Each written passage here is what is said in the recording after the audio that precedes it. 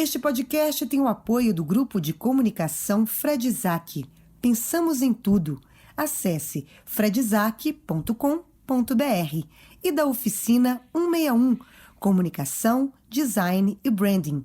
No Instagram, Oficina 161. A partir de agora, Aspirinials. Porque não se fazem mais quarentonas como antigamente.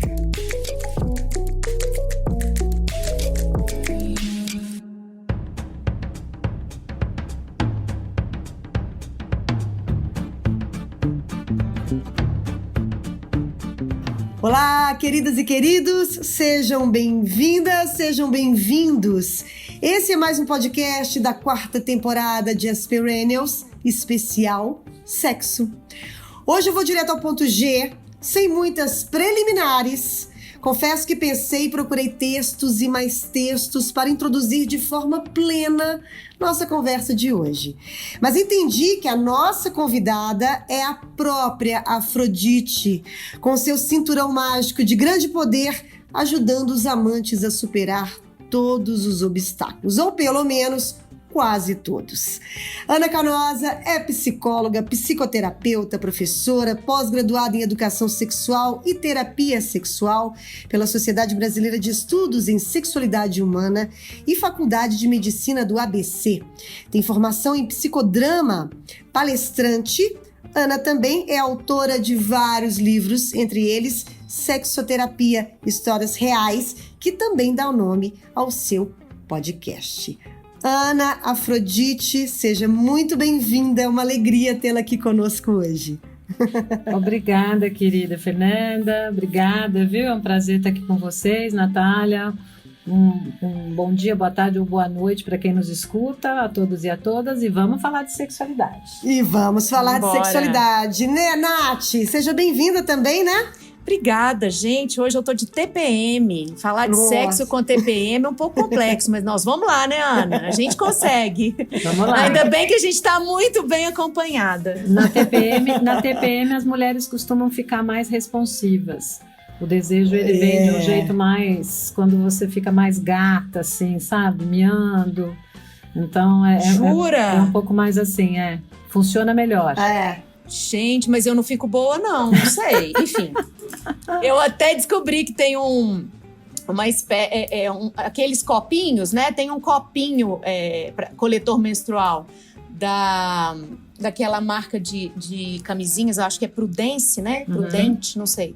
É aquela marca famosa, que é um copinho bem fininho e que muitas mulheres usam quando elas querem ter relações sexuais e que ele realmente segura a onda, né? Mas eu vou te contar que eu não consigo ter a menor pensar nesse assunto.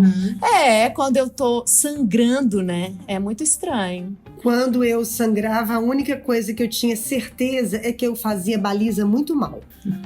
Eu sou ótima para fazer baliza, sempre fui. Mas eu começava a não conseguir colocar o carro na vaga, eu sabia que eu estava na TPM, que eu estava para menstruar. Afeta tudo, né? Eu tenho um pouco disso também, um pouco de distração, eu fico um pouco distraída, assim, eu fico sentindo que eu fico muito distraída e eu começo a querer fazer bolo, eu não cozinho, e aí eu tô querendo fazer umas coisas em casa, sabe? Tipo, é muita progesterona pra mim, assim, aí eu fico mais fofa. Porque eu não sou fofa, né, totalmente, assim, sou uma pessoa sensível, mas eu não sou do tipo fofa. E aí vou ficando, assim, mais gata, mais minha, sabe? Sei, miando, né? Sei demais. Eu alternava entre um mês muito nervosa, e já bati em homem dentro de ônibus, que passou a mão em mim, e eu expulsei ele do ônibus. Vários casos. E também o do outro lado, tipo assim, eu não sou muito de chorar em filme, mas chorando em Elvis e Eu, sabe assim? Um filme nada a ver, Sessão da Tarde. Mas sim, enfim, são os hormônios. A gente entende tudo, né, Ana? Super. São os hormônios. Super. E o mais legal, eu acho que do ciclo natural feminino é justamente quando a gente consegue entender o que a gente pode fazer, tirar de melhor a potência de cada fase do ciclo, né? Quando a mulher está na estrogênica, vai pro mundo, começa vários projetos, nada impede. Aí quando tá no pico da testosterona, sexo, vontade de transar. E aí na progesterona a gente fica assim, mais, né, sensível. É muito legal. Se todo mundo souber lidar com isso, acho que funciona bem. Eu acho que é por isso que eu não desisto de menstruar, assim, né? Não coloco um DIU, por exemplo, porque eu acho importante o ciclo ser cumprido. Apesar do sofrimento que ele me gera, eu tenho muita dor e tal, e fico também meio louca, igual a Fernanda contou aí do passado dela. Mas eu acho que quando termina a sensação de limpeza, de que um ciclo fechou e outro se abre, né? Gente, eu tô dominando a pauta aqui com menstruação, mas é porque não tem como não falar disso, né? Assim, não. A nossa pauta é outra aqui, mas eu acho que faz parte da vida da mulher, né? De qualquer forma. Ana, vou começar te perguntando, já que o nosso público é 40 a mais, né? 35, 40 a mais. Como anda a sexualidade das mulheres e dos homens de 40 anos? 40 a mais, 40, 50, enfim. Olha, você sabe, eu acho que é a melhor fase, né? Eu acho que é uma fase onde as pessoas, sei lá, normalmente já são mais autônomas, têm mais liberdade. Algumas pessoas já viveram mais de um relacionamento de compromisso, já foram casados, já separaram, muita gente já teve filhos ou está tendo filhos. Existe uma estabilidade, vamos dizer, financeira melhor, você já se conhece mais, né? O corpo está entrando na maturidade de um jeito legal, assim, você ainda tem hormônios e tudo isso. Então é uma fase muito propícia para encontros sexuais com bastante qualidade, né? Então aí já não começa a não fazer mais tanta importância a quantidade, e sim a qualidade da entrega. Para quem... só que aí eu acho que também tem outros fatores que vão talvez atrapalhando que isso se dê de maneira plena, né? Principalmente fatores relacionais. Então, para quem está num relacionamento de mais de média e longa duração, de compromisso, pode estar sendo afetado por isso, no sentido da baixa de desejo, na questão do próprio relacionamento, o amor dando abafada no desejo, né? Às vezes tem os filhos pequenos, o que também pode prejudicar esse encontro sexual. E também, para quem está sozinho, também há muitos desencontros, né? Porque muitas vezes o uso do aplicativo fica esquisito para muitas pessoas se relacionarem, porque você pega uma pessoa de 40 anos, ela teve ainda numa fase de transição anterior, né? De quando, vamos dizer, de uma juventude onde havia sexo casual, mas não tinha tanto aplicativo, então tinha namoro, talvez as relações elas fossem um pouco mais, vamos dizer, fosse um pouco mais para intimidade, pudesse desenvolver melhor. Então, tem aí uma transição que nem todo mundo faz bem, assim, a transição para o aplicativo e para o sexo casual, né? Nesse sentido, eu acho que pode ficar chato muitas vezes, né? Porque a pessoa quer a interação com alguém que tenha também liberdade sexual, mas que tenha autoconhecimento, que tenha respeito, que tenha minimamente um afeto, né? Então, eu acho que às vezes isso pode ficar um pouco ambivalente, aí é um pouco difícil para quem tem 40 anos nessa fase da vida encontrar, de que maneira vai encontrar uma parceria, né, que tenha mesmos valores e que possa desenvolver um negócio legal. Porque também tem uma coisa, né? Você tá falando aí, a gente vai ficando também mais exigente, né? Total. Com a história, eu acho que isso também dificulta muito esse encontro. Mas e quando você já tem um relacionamento em casa, como você falou? Para quem tem filho, para quem tem uma relação... Porque assim, quem já tá na menopausa... Quem já está pensando em outras coisas, quem já está caminhando aí para outras prioridades.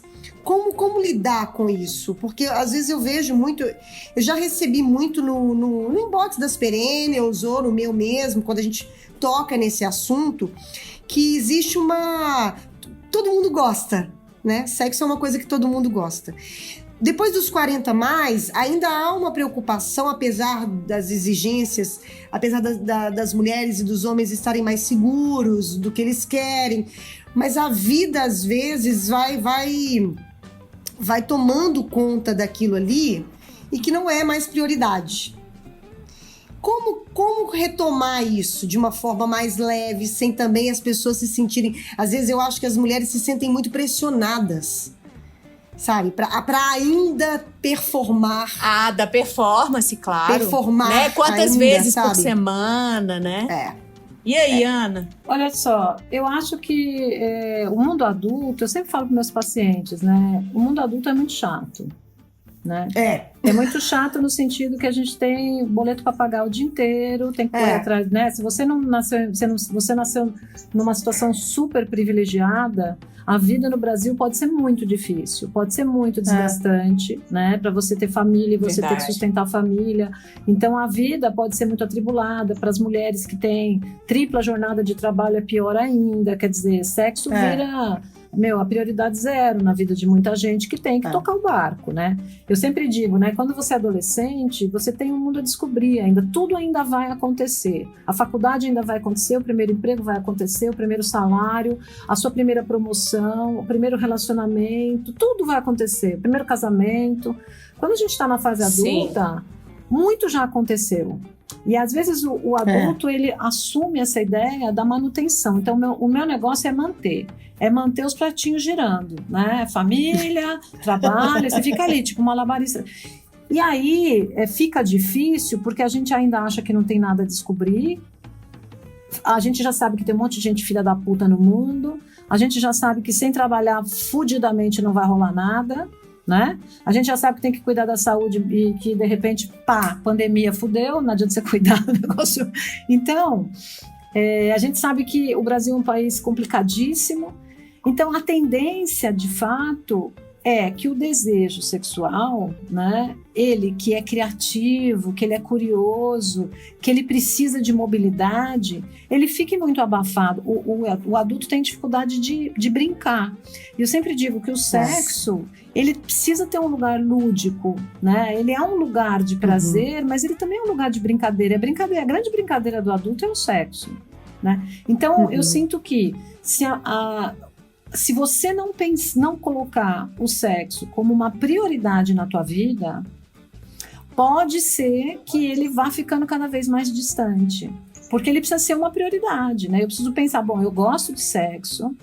Para mim, sexo tem a ver com intimidade, tem a ver com prazer e autonomia. Eu curto isso. Então, para que eu não deixe a avalanche do compromisso, da vida chata e da manutenção do tudo me tomar por inteiro, eu preciso cavar espaço. Então, principalmente quem está se relacionando com a mesma pessoa, precisa cavar espaço, sabe? Precisa sabe, pensar em sexo. Não, vamos namorar, vamos fazer uma coisa diferente, vamos se curtir, né? Vamos desenvolver. Então, eu acho que a gente tem que nadar contra a maré mesmo. Embora eu acho que os 40 anos são incríveis, assim. Eu acho que a gente tem muita energia, tem muito mais segurança. Eu acho que a gente tem que saber aproveitar essa fase que é maravilhosa. Claro que tem as mulheres que vão entrar numa menopausa mais cedo, e aí acho que tem outros fatores que podem atrapalhar nessa disposição. É porque eu fiquei com bastante esperança quando ela falou que a gente tá na melhor fase, porque eu acabei de ficar solteira, né, gente? Mas aí já tô reavaliando aqui. Primeiro eu fiquei mega esperançosa, depois ela falou a grande verdade. Você tem que estar afim, você tem que dedicar um tempo a isso, porque a avalanche da vida vai te levando. Eu tô aqui iniciando um projeto, né? Fiz uma transição de carreira há pouco. Tô dando meu sangue por um projeto novo. Não sei quando que eu vou fazer sexo de novo com outra pessoa, porque com o meu vibrador eu sei, entendeu? Mas com um gato aí, um cara, não sei. Eu falei, enquanto a gente falava, eu falei, vou abrir um perfil aqui numa rede que me falaram que chama Inner Circle. Diz que é interessante, né? Porque tem que mais é a gente mais querendo selecionada. relacionamento, aí eu juro que eu tô em duas telas aqui. Enquanto a gente tá aqui, eu abri uma tela do tal do Inner Circle, só pra ver a cara dele, assim. Mas é isso, né? Tem que dedicar e não adianta empurrar o negócio, né? E aí, gente... E eu acho que tem uma coisa também que é a marca da cultura atual, né? Da maneira como as pessoas estão se relacionando atualmente. Então, primeiro, o sexo ele passou a ser um componente importante para você se relacionar com alguém. Mas não só o sexo. Então, hoje, quando você vai se comprometer com alguém essa idade, a pessoa precisa ter os mesmos prazeres, os mesmos projetos, precisa ser isso, aquilo. Então, a gente vai ficando, de fato, quanto mais independente, mais você pensa 30 vezes antes de você se relacionar com alguém em compromisso. Né? Porque já não precisa casar, não precisa ter filho. Hoje não existe mais isso. O compromisso com a vida é ser feliz. É vida louca. E ser feliz. Ai, que delícia, vida louca. E é de fato... Maravilhoso. A gente não precisa estar casado para ser feliz, nem fazer sexo para ser feliz.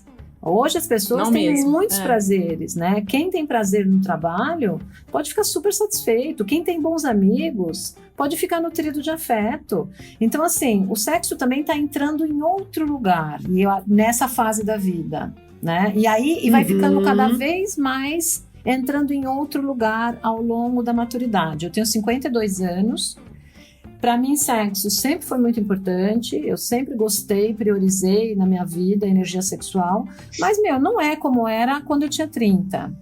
Não é como era, né? Hoje, ele já está entrando num outro lugar. Então, eu gosto muito de sexo. Agora, eu sou lembrada de sexo o dia inteiro, falo desse negócio o dia inteiro, então não tem como também me esquecer de fazer, né? Mas ele já está num outro lugar, né? Num lugar mais tranquilo, num lugar mais gostoso, sabe? Num lugar que não precisa contar frequência, sabe? Você começa também a entender que o seu corpo muda, né? O desejo espontâneo vai mudando. Eu tenho 18 anos do meu segundo casamento, então a gente também vai se adaptando a isso, né? Mas a gente precisa estar ligado, senão começa a assistir só Netflix, gata, e aí já era. E os hormônios, Ana? Você tá falando aí da história da maturidade e os hormônios. Os hormônios são uma sacanagem, vou dizer. É assim, 50% das mulheres, estatisticamente, nas pesquisas, nos estudos, mostram que tem sintomas da menopausa. Na menopausa, de fato, ela vai gerar, para metade das mulheres, uma série de sintomas que podem ser bem desconfortáveis. Algumas mulheres vão ter menos sintomas, outras vão ter mais sintomas. E a resposta sexual, ela pode se modificar, tanto na questão do desejo, então você não sentir desejo, como a influência do humor, né, da depressão, muitas vezes, da irritabilidade. Você vai mudando, se fisicamente a sua pele muda, tudo muda, né? Vai ficando assim, você vai ficando mais flácida, a pele vai ficando mais fina. Então, o canal vaginal pode doer, por exemplo, se você não estiver tão excitada, se você não tratar seu canal vaginal. A lubrificação pode diminuir, não são todas as mulheres que diminuem a lubrificação, mas pode diminuir. Então, a resposta sexual, ela pode, de fato, ela pode se modificar, né? E a gente vai ter que enfrentar esse negócio. Agora, isso não significa o fim da sexualidade feminina, né? Não é porque você tem uma modificação na resposta que você não vai mais transar. Até porque o sexo não é só desejo espontâneo. Eu não faço sexo só porque eu olhei pro meu marido e achei um gato naquele dia. Eu faço sexo porque eu tenho uma memória erótica, porque eu sei que aquilo é bom, porque é gostoso, porque eu quero aquele momento, e não só porque eu tive um desejo espontâneo. Então a gente vai aprendendo também a alimentar esse desejo que é mais responsivo, né? Essa coisa que responde ao cenário erótico que você gosta e ao estímulo. E você tem que, e quanto mais você mantiver a atividade sexual, melhor vai ser a sua saúde sexual, mais você vai entendendo o que está mudando, né? E assim por diante. Ô, Ana, por que a gente fala tanto, mas por que sexo ainda é tabu? Por que ainda é um assunto tão... As pessoas falam, mas ainda é muito... Eu não sei, às vezes eu acho que as pessoas ainda têm muita dificuldade para... Na semana passada a gente conversou com uma especialista e ela estava contando sobre a vulva. E muito impressionada como boa parte das mulheres não sabem de fato o que é a vulva. Os homens, então, muito menos, mas assim, né?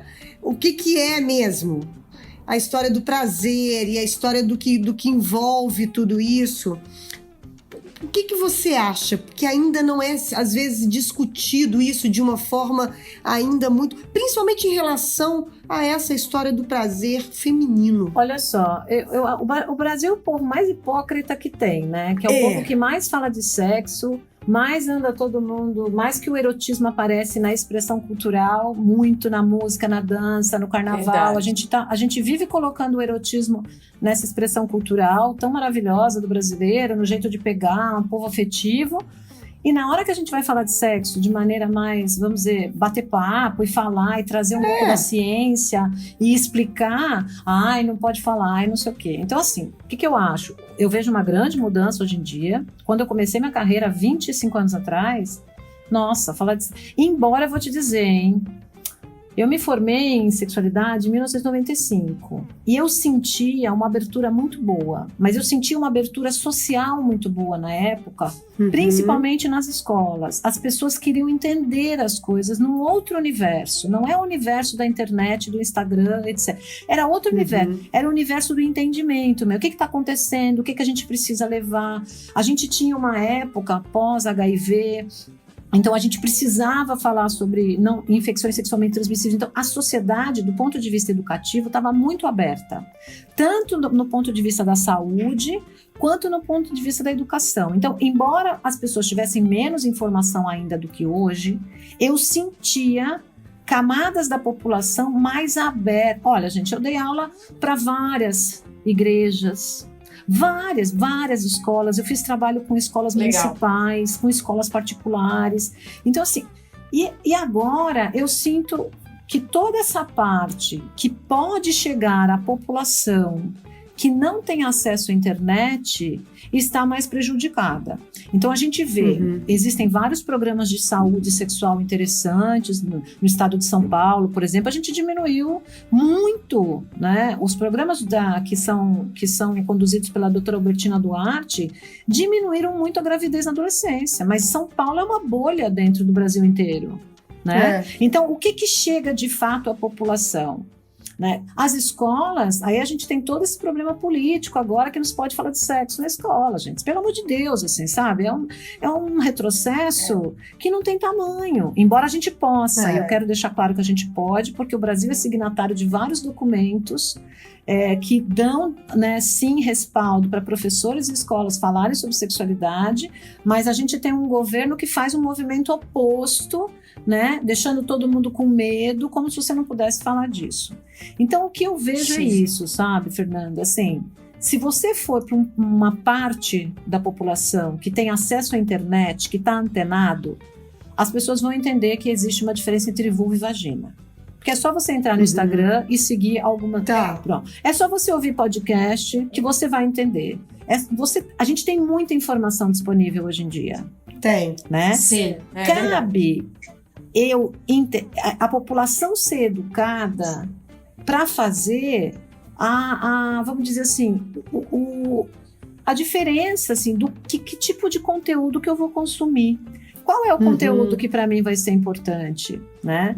Eu sinto que as mulheres deram muito gás nos últimos anos, muito gás. A gente está falando de tudo hoje. Agora os homens estão começando a se interessar e a desconstruir o próprio modelo de masculinidade. Então acho que a gente ainda tem influência de grupos muito tradicionais e nós temos essa dificuldade de trazer a educação em sexualidade para a escola, para começar, para naturalizar a fala sobre sexualidade. Isso, desde que as crianças vão se desenvolvendo, adolescente e tal. Tô querendo puxar a sardinha um pouquinho aqui para nós, o prazer feminino, né? Que eu acho que é o interesse de quem nos ouve também, né? Como que a gente resolve essa questão? Eu, por exemplo, fiz com o James, que é nosso parceiro aqui Você tá vendo, mas ninguém verá, né, Ana? A gente faz umas lives de cinema e a gente foi falar de filmes soft porn, na época, por conta de um filme ridículo que chamava-se 365, né? 365 dias. Que, enfim, gerou uma onda aí de filmes mais sexys e tal, e eu falei que era melhor ver um Xvideos mesmo do que aquilo. Mas enfim, e aí eu fiquei procurando informações e vi muita coisa de Instagram falando que talvez o grande descompasso da nossa geração, né? Você aí com 50 também deve sofrer com isso, é que os nossos maridos, namorados, pretendentes, casos, aprenderam a fazer sexo com filme pornô. Ou com uma mulher que o tio pagou, enfim. Então, eles estão buscando uma coisa completamente diferente da nossa, né? Eu tive um namorado que, assim, ele queria fazer todas as posições do Kama Sutra, franguinho de bingo, 4, 8, 12, 14, 16, mas o sexo oral, que pra mim é o que mais importa, ele não fazia bem, não gostava. E eu, quando tentava dizer isso pra ele, primeiro que você tem que dizer isso, já dançou a relação, né? Que você tem que explicar pro cara como é que faz, ele se sente numa posição inferiorizada, sei lá. É muito complexo isso, né? Mas eu acho que os caras que estão aí, eles ainda estão nesse modelo, que eles viram, né, daquela mulher que ela deita e fala, vem me usar e faz as posições que você quiser. Eu finjo que eu gozei, né? Porque rola também, já fingi muito. E tá tudo certo, só que a gente fica insatisfeita e a vida fica melhor com o vibrador. Como ajustar esse desejo feminino? Como mostrar isso para os caras de uma maneira que eles não se sintam agredidos, por exemplo? Então, se ele se sente agredido, ele que vai fazer terapia, porque eu não vejo como. Eu acho assim, ó, as mulheres cansaram de ficar dando uma de mãe para macho chato. Começa daí. Eu não vejo nenhum problema do cara não saber e não ter habilidade no sexo oral. A gente também não tem habilidade, a gente não tem um pênis, então a gente aprende a ter habilidade a fazer um sexo oral no homem, no caso de uma relação hétero, porque você faz, aí você testa uma coisa. As mulheres sempre foram mais curiosas sobre isso, as mulheres inventam mais, são mais criativas, elas vão para a relação na investigação de como você está se sentindo. Isso também é um aprendizado cultural. A gente aprende a amar, a gente é estimulada a amar e a gente aprende a antecipar insatisfações, que é o que a mãe faz com o bebê. A gente aprende, a gente pega o bebezinho e já fala, bom, nós vamos sair, então leva a mamadeira, leva isso, põe o casaco. Então a gente aprende a antecipar a insatisfação. Então as mulheres, quando vão para relação sexual com homens, elas também vão tentando entender o que esse cara gosta, além do que elas foram estimuladas a isso, a serem as mulheres que vão satisfazer. Os homens não, os homens aprenderam que, eu mando nesse negócio aqui e é isso. Então, para você ter uma dança boa, porque o que eu sinto é assim, o que é um bom parceiro sexual? O bom parceiro sexual é aquele que me permite vivenciar a experiência ao lado dele. Porque a fantasia sexual pode ser minha, mas ele pode me ajudar a realizar. Então, a gente sempre vai para uma relação sexual com as nossas fantasias, com as nossas questões. O bom parceiro é aquele que me permite isso. E para ele me permitir, ele precisa ser curioso sobre mim. E ele precisa se divertir no sexo. Se o cara já vai achando que ele tem que performar, e se você diz para ele, olha, cara, não gosto muito assim, gosto assado, e o cara fica puto, vai fazer terapia, meu amigo, porque não vai resolver. Porque esse cara não tá aberto a descobrir junto com você o que é mais gostoso para os dois. Então, não adianta você ter química, né? A gente diz assim, olha, o que funciona num relacionamento sexual? Química, e química você não constrói, não tem remédio, nada. Ou você tem ou você não tem. Química é beijo, deu certo o toque, o cheiro deu certo, ponto. A habilidade, a gente desenvolve. A gente desenvolve. Sim. Ninguém nasce sabendo fazer um sexo oral. Ninguém nasce sabendo pegar no pênis, masturbar uma mulher. Não sabe. Como é que vai saber? Então, a habilidade sexual, a gente desenvolve. Agora, para isso, você tem que estar disponível de ser curioso sobre o outro. Ser curioso e não ser performático. Então, é ser curioso, é ir lá, é abraçar e vai tentando, e vai com o corpo, e vai sacando o outro. Precisa ter curiosidade sobre a pessoa. Se não tem curiosidade, acabou, não tem intimidade. Quando você, por exemplo, pesquisa sobre sexo casual, qual é a porcentagem de mulheres que gozam no sexo casual? Não chega a 50%. Em pesquisa. Homem é quase 90%. Por que o cara gosta da mulher não? Primeiro porque o cara tem autonomia, ele tá acostumado com o pinto dele, ele conhece esse pênis, a sociedade é falocêntrica, ele bota apelido, ele passa lustramóvel, faz exercício com a toalha, conhece dos amigos, todo mundo acha caralho, cacete, tudo linda, tudo maravilhoso. Esse cara é amigo íntimo do pênis dele. Além do que, tem o filme pornô reforçando naquela imagem dele pegando o cabelo da mulher e botando pra fazer um boquete nele, né? Nossa, então é aquela isso é odiável. Um sexo oral nas mulheres em filme pornô que nem tchum. Uma galera super... Meia boca. Uma galera super, nossa, fingida pra caramba, que você fala, meu, né? Então, quando o cara vai pro sexo, ele vai pro prazer. Ele não vai abrir mão do prazer dele. Muitos homens se preocupam com o prazer feminino. Muitos homens gostam de ver as mulheres tendo prazer. É fato. Mas o cara, ele tem uma autonomia. Se ele quiser que você faça um boquete, ele vai fazer ele vai pegar em você de algum jeito e vai mostrar. Vem aqui que eu quero. Mulher tem dificuldade de dizer que quer. Ela tem dificuldade de dizer, ó, gato, vem cá que não, vamos aí. Ela tem dificuldade de dizer que ela não goza com penetração, por mais que ela saiba que 80% das mulheres não gozam com penetração. Ai, mas como é que... Ai, coitadinho, vai frustrar. Coitadinho nada, minha filha. Coitada de você.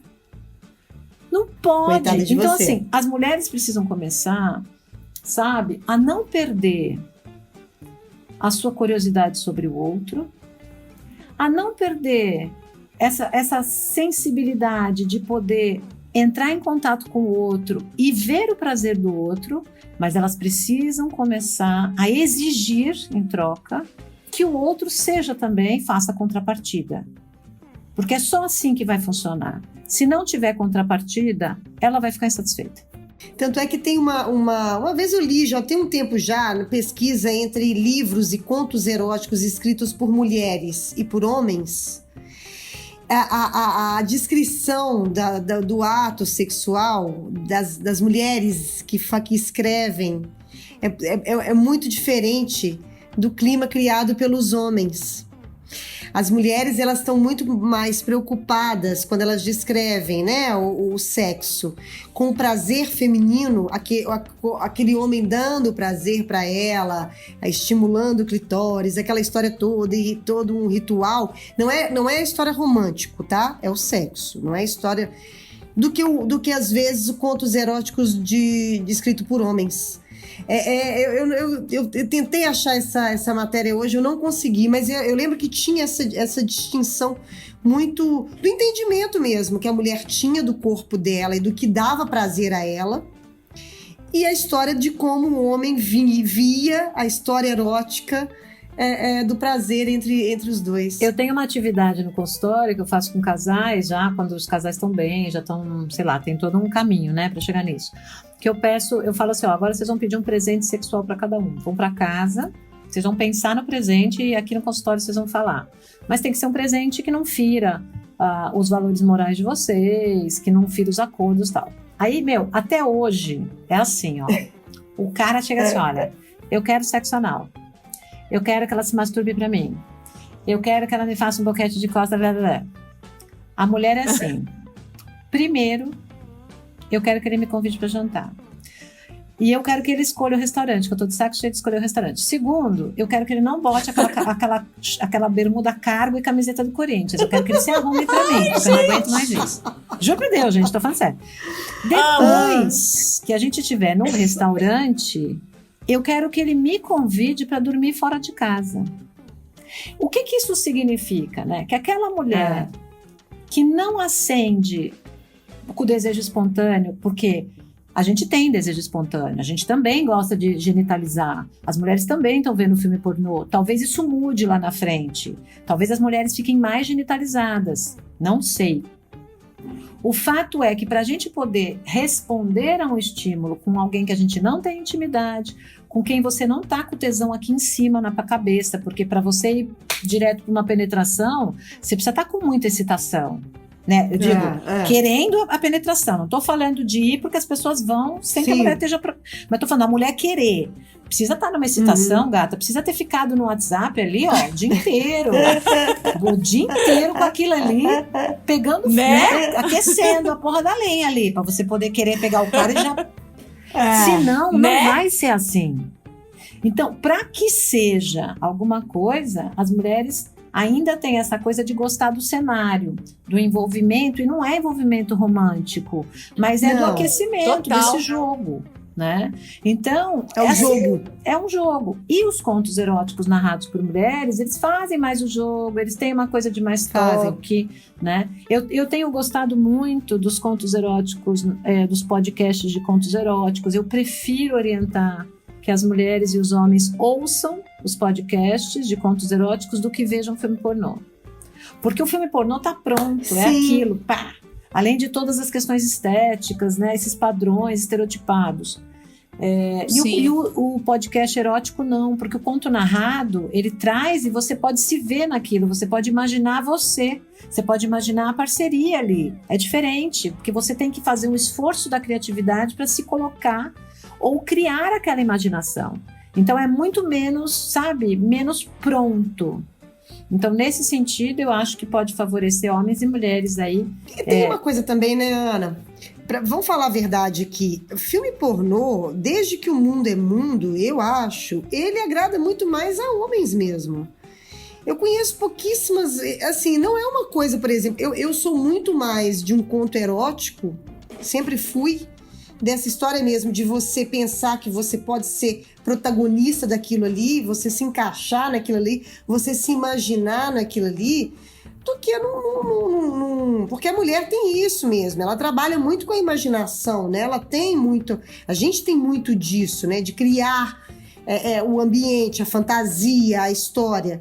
E eu imagino que para boa parte das mulheres, e eu vou me incluir nessa aí, você ler um conto ou um livro erótico faz muito mais sentido para mim, sempre fez muito mais sentido para mim do que você sentar e ver um pornô com seu namorado, com seu marido, e aquilo ali te estimular. Não me estimulou zero, sabe? Você sabe, Fernanda, que tem pesquisas que mostram que mulheres assistirem filme pornográfico ajuda no desenvolvimento da própria autonomia. Tem várias pesquisas que vão indicando isso, é bem curioso, né? Porque também as mulheres estão assistindo filme pornográfico agora também. Agora a gente tem filme pornográfico produzido por mulheres, então você não tem mais só a disposição daqueles filmes ex-ravers, né? Você tem uma Erika Lust aí, você tem outros lugares de filme pornô, tem algumas produtoras brasileiras também fazendo filme, então acho que sim, acho que boa parte das mulheres ainda prefere uma boa narrativa de áudio e de cenários do que o filme pornô, mas de alguma maneira também as mulheres estão usando mais a pornografia agora. Que bom que essa indústria evoluiu, né? Porque assim, o que eu tenho na minha cabeça é o básico lá atrás. E que, tipo assim, você falava assim, não, gente, não, é tudo muito irreal, entendeu? Pois é. A história, o corpo, sei lá, é tudo muito, não me vejo ali. Não, eu só queria dizer que teve uma época que eu tava, porque eu passo uns períodos, assim, que eu tô me dedicando muito ao trabalho, eu me casei com o trabalho, sabe, Ana, assim... Minha carreira, eu sempre construí isso, nunca pensei em ter filho e tal, porque eu sempre queria me envolver em algum projeto legal e tal. Então, acaba que a vida amorosa e o sexo, que pra mim tá um pouco vinculado ao amor, vão ficando em segundo plano, né? E aí eu passo umas fases mesmo, de ficar, sei lá, 1 ano e meio sem beijar na boca. E eu vou contar pra vocês que 50 Tons de Cinza reacendeu a minha chama. Não tem vergonha de dizer. Não tem. Eu, na redação do jornal O Tempo, lá em Belo Horizonte, a gente dividia, eu e as colegas, a gente dividia, uma ia comprando o outro e tal. Christian Grey me deu uma salvada, gente.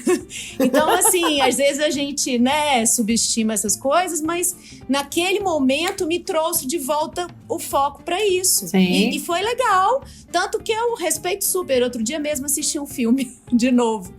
Queria ver uma coisa boba, assim. Também não vejo problema nenhum. Sabe? Nunca vi. Às vezes você precisa de uma coisa externa mesmo, né? Precisa para alimentar? Opa! Super! E esse tipo de filme também não vejo problema nenhum, Nath. Tô contigo. Também tô do time Christian Grey. Entendeu? Maravilhoso. Eu queria te fazer uma última pergunta, antes da gente entrar nas nossas dicas, Ana. O que os casais mais se queixam com você no consultório? Eu acho que é desejo. Eu poderia dizer que acho que o desejo... a inibição do desejo para casais de média e longa duração, de um ou de outro, né? Questões de infidelidade conjugal também eu lido bastante.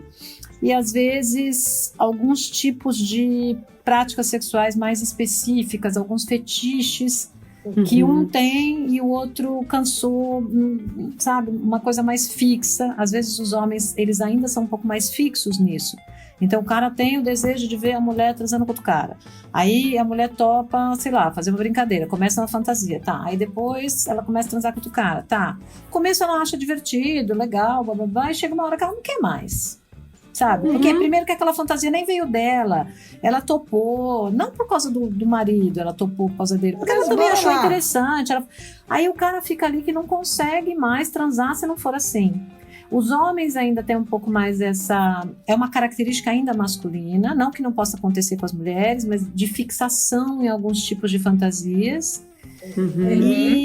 E aí aquilo fica meio aprisionado. Então esse equilíbrio de por que eu faço sexo e o que me estimula e o quanto eu tenho de desejo é um equilíbrio que pode desequilibrar em muitas fases do ciclo de vida do casal. Algumas óbvias, né? Filhos pequenos, doença na família, enfim. Mas que às vezes, sabe, complicam ali. E aí fica quase impossível. E a gente chega em dilemas muito difíceis. Muito. Por exemplo, alguém que fala, não quero mais transar, acabou, não tô afim mais, chega, pra mim deu. E o outro que é desejante, o que faz? Né? Ou uma prática sexual muito específica, que aí a pessoa fala, cansei disso, eu não quero mais fazer isso. Mas eu só consigo ter tesão assim. O que faz? Então, às vezes a gente chega em dilemas muito difíceis, sabe? E com escolhas bastante complexas, né? Então, acho que... Mas eu diria ainda que a diminuição de desejo sexual em casamentos de média e longa duração, e às vezes até menos, até em curta duração, é o problema maior que eu tenho. Desejo não se compra na farmácia, não tá à venda em lugar nenhum, complexo mesmo, né? Infelizmente, porque se tira... Gente, juro, o dia que a indústria farmacêutica encontrar um remédio para desejo... Eu comprava. Vai todo mundo comprar e vai ficar milionária. Eu ia estocar. Vamos então às nossas dicas? Dicas Aspirinials.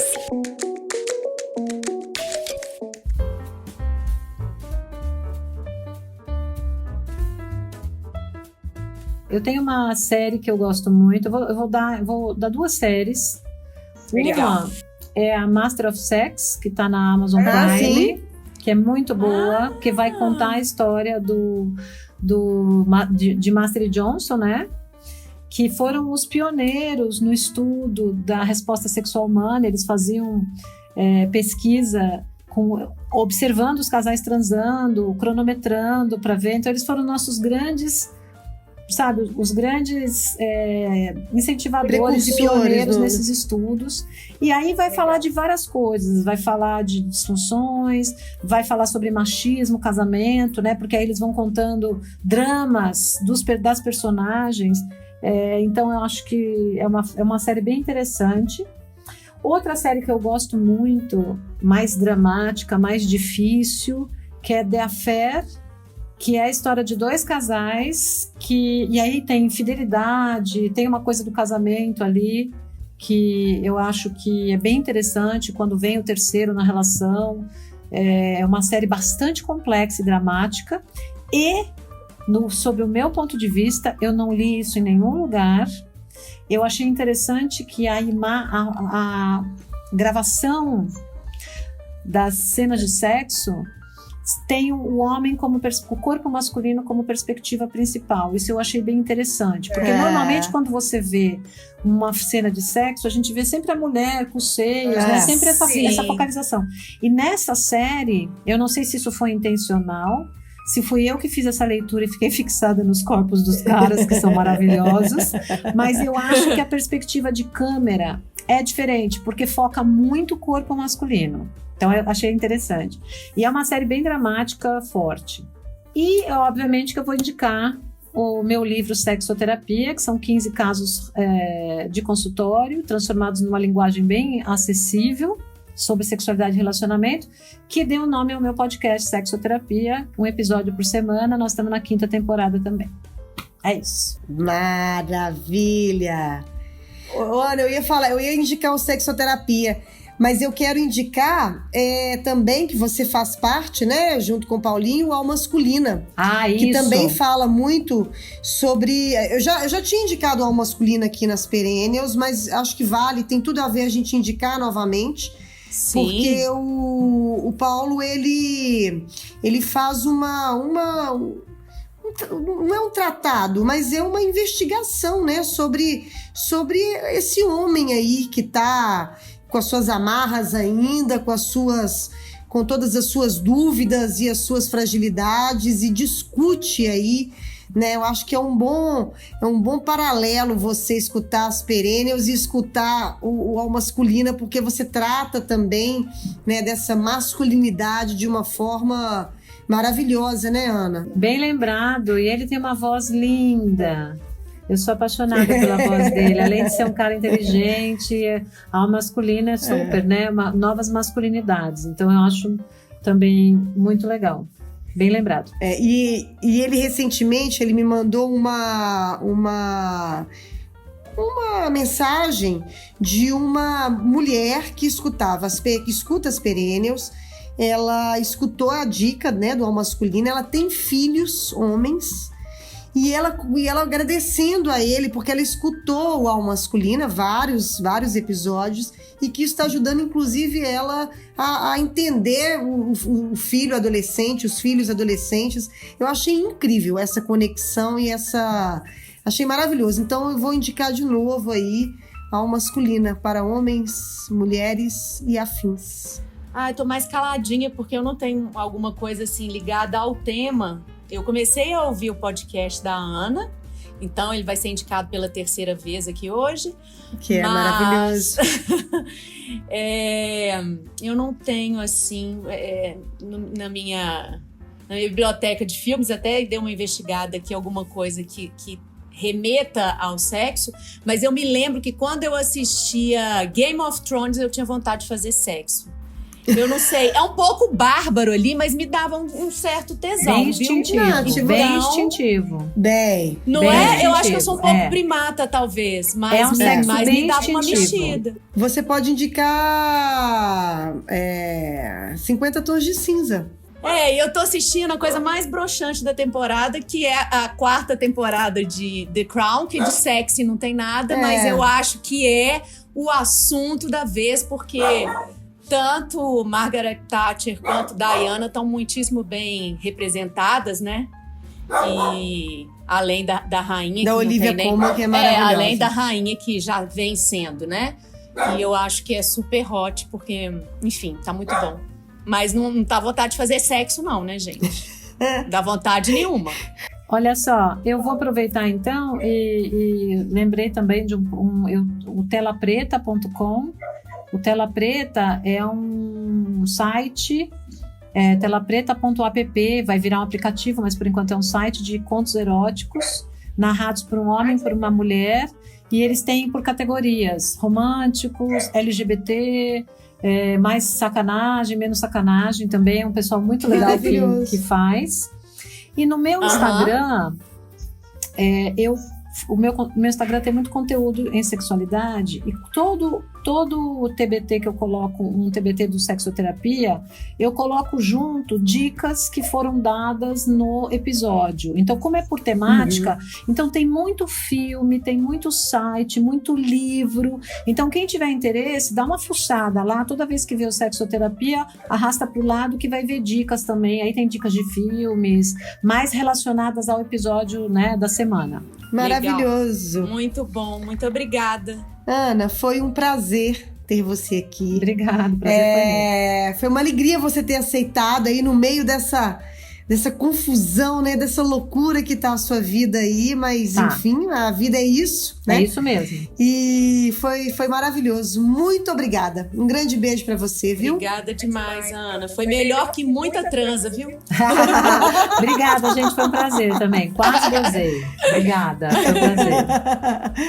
Um beijo, obrigada. Um beijo. Tchau, tchau. Beijo, tchau. Boa noite. Então, você já sabe, se quiser falar com a gente, chamar a gente para batizado, para festa de casamento, para palestra, para animar seu aniversário, é só mandar um e-mail para falecom@asperennials.com.br ou através das nossas redes sociais. No Instagram, Asperennials, Facebook, Asperennials ou nosso site asperennials.com.br.